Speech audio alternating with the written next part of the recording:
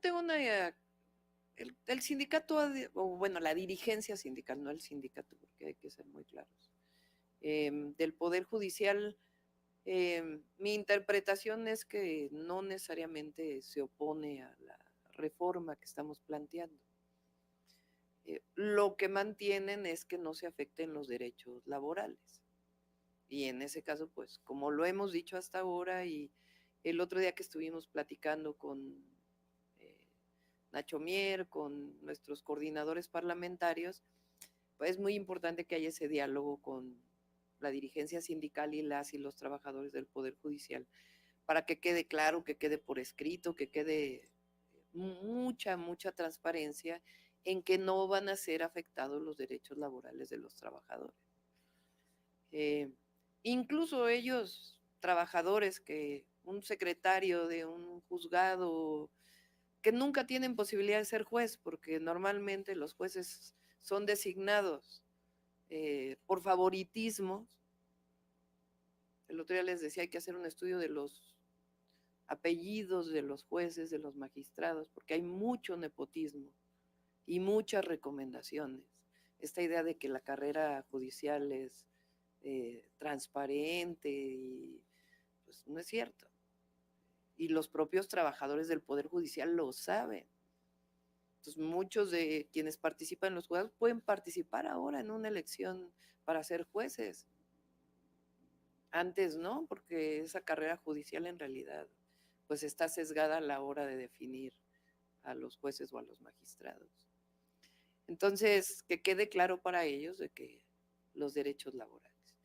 Ahora, que se transparenten también los recursos, pues es como el caso de los fideicomisos que están ahí, que claramente esos fideicomisos no tienen nada que ver con los derechos laborales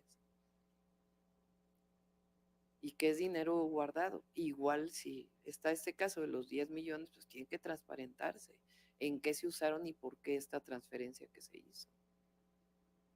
En una segunda pregunta, también Contralínea pues reveló que hay resoluciones de jueces y magistrados que han favorecido con liberaciones y amparos a presuntos delincuentes, principalmente del cártel Jalisco Nueva Generación y en una segunda instancia al cártel de Sinaloa. Hace unos días, igual la ministra presidenta Norma Piña llamó a un diálogo que se pusiera en el centro a las víctimas.